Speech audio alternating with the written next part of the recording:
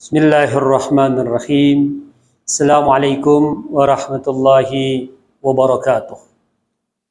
Alhamdulillahilladzi faradhas siyam.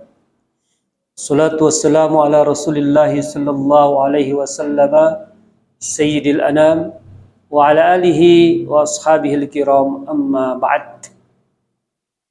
Saimin saimat rahimakumullah. Di bulan Ramadan yang penuh berkah ini, mengisi hari-hari berpuasa kita, maka marilah kita luangkan waktu sejenak untuk berinteraksi dengan para sahabat Rasulullah Sallallahu Alaihi Wasallam, dan kali ini kita akan mengenal lebih dekat Sahabiyul Jalil Salmanul Farisi radhiyallahu anhu. Sahabat Salman Al-Farisi sesuai dengan tambahan nama di belakangnya, Al-Farisi berasal dari negeri Persia. Negeri yang cukup jauh, menembus gurun Sahara, yang kemudian terdamparlah beliau di Jazirah Arab, yakni di kota Madinah Al-Munawwarah. Salman Al-Farisi, beliau disebut Al-Bahith Anil Haqiqah, petualang pencari kebenaran. Salmanul Farisi radhiyallahu an, faktanya memang berpindah-pindah dari satu keyakinan ke keyakinan yang lain, dari satu agama ke agama yang lain. Semua keyakinan agama sudah dilaluinya, mulai dari agama Majusi, agama Nasrani, agama Wasani atau penyembahan berhala, pernah dilakukan oleh Salman Al-Farisi radhiyallahu anhu. Dalam pengembaraannya, Salman Al-Farisi radhiyallahu anhu pernah mendapatkan satu berita tentang akan datangnya seorang nabi yang ciri-cirinya disebutkan oleh salah seorang rahib yang berkata kepadanya, fahuwa la yakulus sadaqah, bahwa salah satu tanda kenabian orang tersebut, dia tidak memakan harta sedekah. Wa yaqbalul hadiyah, tetapi dia berkenan menerima hadiah. Kalau sedekah dia tidak mau makan, tetapi kalau hadiah maka dia akan berkenan untuk memakannya. Kemudian satu lagi cirinya, wa inna baina katifaihi khatamun nubuwah, dan sesungguhnya di antara dua pundaknya terdapat tanda kenabian. Idza ra'aitahu araftahu, jika kelak engkau berhasil melihatnya, maka engkau telah mengenalinya, bahwa orang itu adalah nabi yang diutus oleh Allah Subhanahu wa ta'ala. Maka berbekal ilmu itulah, pengetahuan itulah, Salman Al-Farisi mulai melakukan pengembaraannya, sampai dia kemudian terdampar di salah satu perkebunan di kota Yathrib atau kota Madinah. Dia bekerja di kebun tersebut. Tatkala dia sedang asyik di atas pohon korma, kemudian dia mendengar ada orang-orang berteriak di bawahnya seraya mengatakan bahwa ada seseorang baru saja tiba, datang dari Mekah melakukan perjalanan, dan sekarang ada di daerah Kuba, orang-orang ramai membicarakan bahwa orang itu mengaku dirinya sebagai nabi. Maka berdasarkan informasi itu kemudian Salmanul Farisi bergegas turun dari pohon kurmanya. Lalu beliau yang memiliki naluri pencari kebenaran, petualang, memburu nilai-nilai kebenaran yang dia yakininya, dia pun mencari tahu di mana gerangan keberadaan sang nabi tersebut. Sesuai dengan apa yang dia dapat dari sang rahib tadi mengenai ciri-ciri dan bukti kenabian orang tersebut, maka Salman Al-Farisi datang sambil membawa makanan yang kelak akan disuguhkan langsung kepada orang tersebut yang telah disebutkan sebagai seorang nabi. Setelah sampai di Kuba, Salman Al-Farisi bertemu langsung kepada Rasul Shallallahu Alaihi Wasallam, menemui Rasul Shallallahu Alaihi Wasallam langsung, dan kemudian dia berkata kepada Rasul, "Innakum ahla hajatin wa ghirbatin." Engkau tampak orang yang sedang butuh makanan dan minuman. Wa qad kana indi ta'amun nadartuhu lis-sadaqah. Ini aku bawa makanan dan aku sudah nazarkan ini semua sebagai sedekah. Falamma dzukira li makanukum ra'aitukum ahaqqun nasi bihi fajitukum bih. Jika aku mendengar berita engkau berada di sini, maka engkaulah orang yang paling berhak terhadap makanan ini. Karenanya aku datang menemuimu di sini. Kemudian Salmanul Farisi radhiyallahu an meletakkan makanan itu di hadapan baginda Rasul sallallahu alaihi wasallam. Namun apa yang dilakukan oleh Rasulullah sallallahu alaihi wasallam, dia langsung memanggil sahabat-sahabatnya, menyeru sahabat-sahabatnya dan berkata kepada mereka, "Kulu bismillah." Makanlah kalian dengan menyebut asma Allah. Wa amsaka huwa falam yabsut ilaihi yada. Sementara beliau sendiri tidak menjulurkan tangannya untuk mengambil makanan tersebut. Maka Salman Al-Farisi langsung berucap, "Hadhihi wallahi wahidah. Innahu la ya'kulus sadaqah." Demi Allah, ini bukti yang pertama bahwa orang ini benar-benar memang tidak memakan harta sedekah. Kemudian keesokan harinya Salman Al-Farisi radhiyallahu an kembali datang membawa makanan. Namun kali ini dia berkata kepada Rasul sallallahu alaihi wasallam, "Inni ra'aituka la ta'kulus shadaqah." Aku telah melihat engkau kemarin tidak memakan makanan sedekah. Wa qad kana indi syai'un ahabbu an ukrimaka bihi hadiyatan. Tetapi kali ini aku membawa makanan dan aku berikan makanan ini sebagai hadiah. Wa wada'tuhu baina yadayhi, maka aku sodorkan makanan itu langsung di hadapannya. Faqala li ashabihi, Rasul pun kemudian berseru dan berkata kepada para sahabatnya, "Kulu bismillah." Makanlah kalian semua dengan mengucapkan asma Allah. Wa akala ma'ahum, dan Rasul pun ikut makan bersama para sahabat-sahabatnya tersebut. Melihat hal itu, lagi-lagi Salman Al-Farisi kemudian berkata, "Hadhihi wallahi ats-tsaniyah." Demi Allah, ini yang kedua. Bukti bahwa beliau seorang nabi. Innahu ya'kulul hadiyah.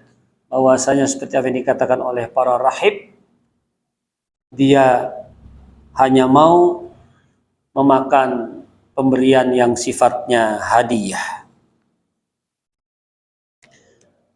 Saimin saimat yang dirahmati Allah Subhanahu wa taala.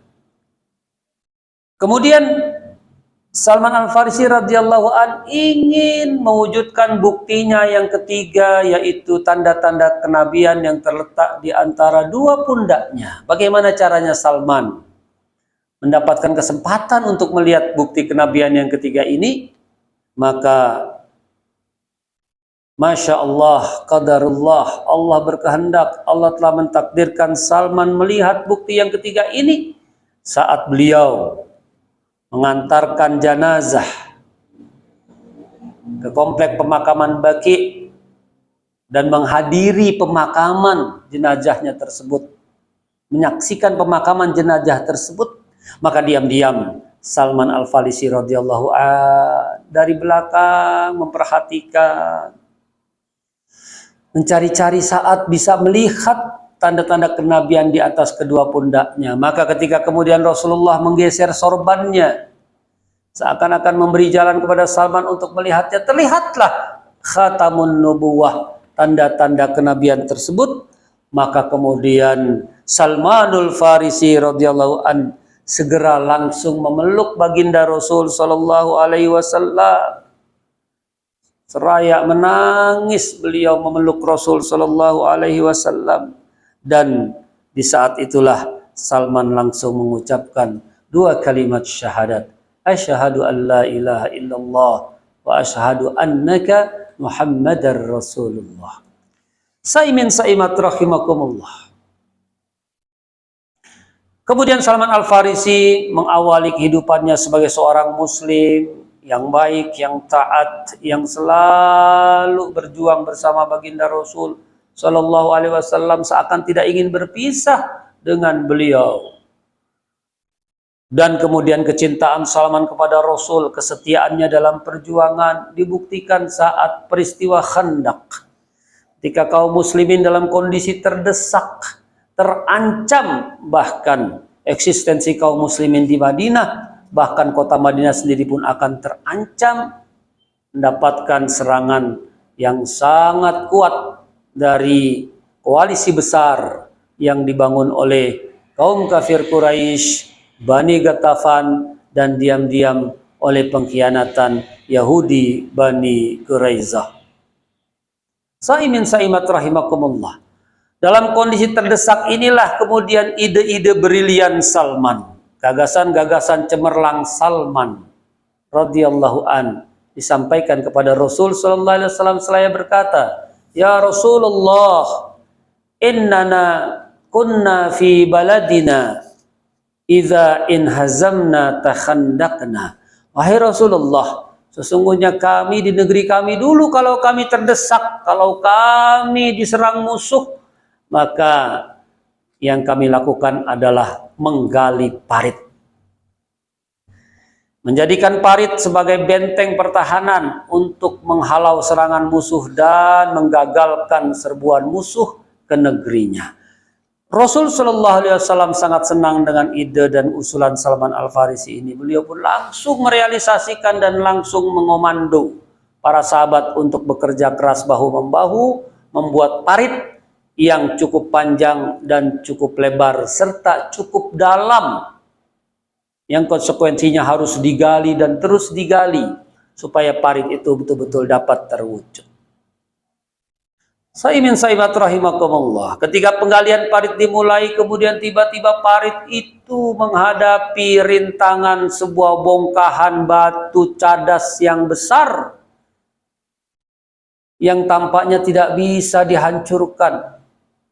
Berkali-kali para sahabat dengan godamnya, dengan palu godamnya diayunkan untuk menghancurkan batu cadas, batu karang tersebut, tidak juga bisa hancur. Sampai-sampai Salman Al-Farisi hampir saja mengusulkan kepada Rasul untuk mencari tempat lain penggalian parit ini, atau mengusulkan agar membelokkan parit ini, penggalian parit ini ke lahan yang lainnya dengan melewati batu cadas, batu karang yang keras tersebut. Saimin saimat rahimakumullah. Rasulullah Shallallahu Alaihi Wasallam tidak ingin menyerah dengan keadaan ini, maka beliau meminta diberikan palu godam yang besar itu. Beliau tidak lantas langsung memenuhi usulan Salman agar membelokkan parit ke arah yang lain, tapi beliau ingin berusaha untuk menghancurkan batu cadas, batu karang itu dengan tangannya sendiri. Maka disinilah Allah Subhanahu wa Ta'ala memberikan pertolongannya, memberikan mukjizatnya. Rasulullah Sallallahu Alaihi Wasallam dengan palu godam di tangannya, beliau ayunkan untuk menghancurkan batu karang tersebut, batu cadas tersebut. Satu kali ayunan dilayangkan oleh Rasul, membentur batu cadas yang keras tersebut, beliau sambil berkata, Allahu Akbar, u'titu mafatiha Paris. Allah Maha Besar, aku telah diberikan kunci-kunci kemenangan untuk menaklukkan negeri Persia. Wa inna ummati zahiruna alaiha, dan sungguhnya umatku kelak akan menang menghadapi Imperium Persia. Kemudian diayunkan lagi palu godamnya yang keras itu kepada batu karang dan batu cadas yang menghalangi parit tersebut, dan seraya berkata juga, Allahu Akbar, u'titu mafatihar Rum. Allah Maha Besar, aku telah diberikan kunci-kunci kekaisaran Romawi. Wa inna ummati zahiratun alaiha, dan sungguhnya umatku kelak akan menang dalam menghadapi Imperium Romawi. Dan ternyata dengan izin Allah, kuasa Allah, batu karang yang keras tersebut, batu cadas yang besar tersebut hancur luluh lantak di bawah ayunan palu godam baginda Rasulullah Shallallahu Alaihi Wasallam. Saimin saimat rahimakumullah, Rasul sangat sayang kepada Salman Al-Farisi radhiyallahu anhu. Rasul sangat memberikan perhatian kepada Salman Al-Farisi radhiyallahu anhu, dan beliau sangat memberikan apresiasi yang setinggi-tingginya kepada sahabat Salman Al-Farisi radhiyallahu anhu. Sampai-sampai Rasul mengatakan, Salmanu minna alal bait. Salman adalah bagian dari kami ahlul bait, keluarga besar baginda Rasulullah Sallallahu Alaihi Wasallam. Saimin saimat rahimakumullah wa yarhamukumullah. Seperti itulah Salman Al-Farisi radhiyallahu anhu, menjadi orang yang sangat dekat dengan baginda Rasul, menjadi orang yang selalu tidak pernah absen hadir di majelis-majelis bersama Rasul Sallallahu Alaihi Wasallam. Beliau orang yang paling banyak mendapatkan nasihat wejangan langsung dari baginda Rasul Sallallahu Alaihi Wasallam. Beliau sangat meresapi, menghayati ajaran yang disampaikan oleh Rasulullah Sallallahu Alaihi Wasallam kepada dirinya. Salah satunya yang membuat beliau selalu terngiang-ngiang pelajaran yang didapat dari baginda Rasul Sallallahu Alaihi Wasallam adalah saat Sa'ad bin Abi Waqqas radhiyallahu anha datang menjenguknya ketika beliau berbaring sakit. Maka kemudian saat dijenguk oleh Sa'ad bin Abi Waqqas, menangislah Salman Al-Farisi radhiyallahu anhu. Lalu Sa'ad bin Abi Waqqas berkata, "Ma yubkika ya Aba Abdillah?" Apa gerangan yang membuat engkau menangis, wahai Abu Abdillah? Laqad tuwfiya Rasulullah wa huwa anka radid. Sesungguhnya Rasul wafat, meninggal dunia, dan beliau sudah ridho kepada engkau, wahai Salman. Mengapa engkau masih saja menangis? Fa'ajabahu Salman. Salman kemudian mengutarakan jawabannya seraya berkata, Wallahi ma abki jaza'an minal maut. Demi Allah, Aku tidak menangis karena aku takut kepada kematian atau menghadapi kematian. Wala khirsan 'alad dunya. Aku tidak menangis atau aku menangis bukan karena aku masih memiliki ambisi kepada dunia sehingga merasa sedih untuk meninggalkannya. Walakin Rasulullah sallallahu alaihi wasallam ahida ilaina ahdan.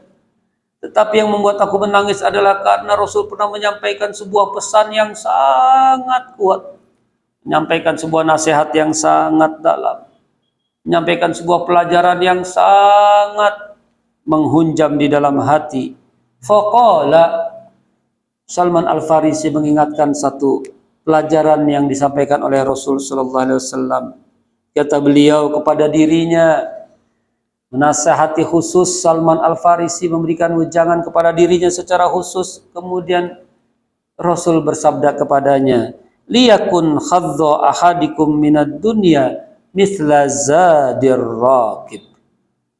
Hendaklah kalian menjadikan bagian kalian di dunia ini hanya ibarat bekal orang yang melewati perjalanan. Wa ha anadha hauli hadhil asawin. Sementara aku ini di sekitarku banyak permadani-permadani terhampar dengan bantal-bantal yang empuk. Kemudian Sa'ad bin Abi Waqqas sangat terkagum dengan apa yang diutarakan oleh Salman Al-Farisi. Padahal yang dimiliki hanyalah hamparan permadani dan bantal-bantal saja. Segitu saja sudah merasakan bahwa itu sesuatu yang sangat banyak bagi seorang Salman Al-Farisi radhiyallahu anhu. Saimin saimat rahimakumullah, bagaimana akhir kehidupan Salman Al-Farisi menorehkan catatan yang sangat indah.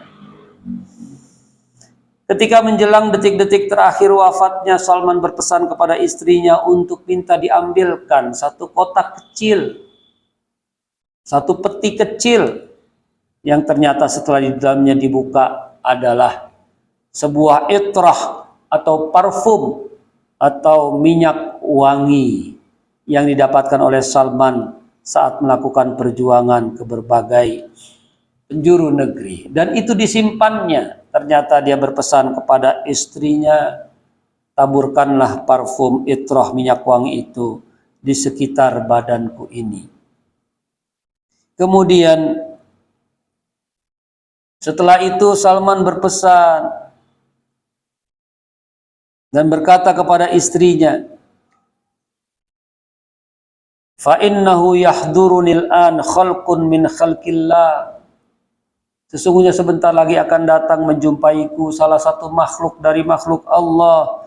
La yakuluna ta'am. Dia makhluk yang tidak memakan makanan. Wa innama yuhibbuna tib. Tapi dia makhluk yang menyukai wewangian.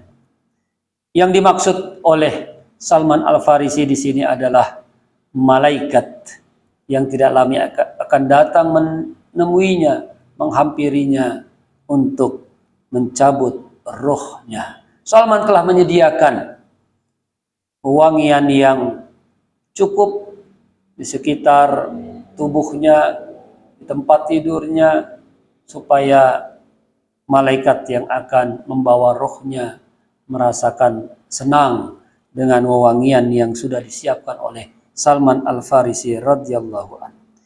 Lalu Salman berpesan kepada istrinya, segera tutup pintu ini dan silahkan engkau keluar dan turun dari kamar ini. Maka istrinya pun taat kepada perintah Salman Al-Farisi. Dia tutup pintu dan dia keluar dari kamar tersebut. Tidak lama kemudian istrinya kembali masuk naik ke atas kamar tersebut. Tiba-tiba istrinya sudah mendapatkan Salman Al-Farisi berpulang ke haribaan Allahu Subhanahu wa ta'ala. Begitulah perjalanan akhir Salman Al-Farisi radhiyallahu anhu, memiliki kenangan yang indah bersama Rasul Shallallahu Alaihi Wasallam dan para sahabat-sahabatnya yang lain. Mudah-mudahan ada manfaatnya sirah sahabiah menemani bulan Ramadan kita yang penuh berkah ini. Billahi taufiq wal hidayah, wallahu muwaffiq ila aqwamit thariq. Assalamualaikum warahmatullahi wabarakatuh.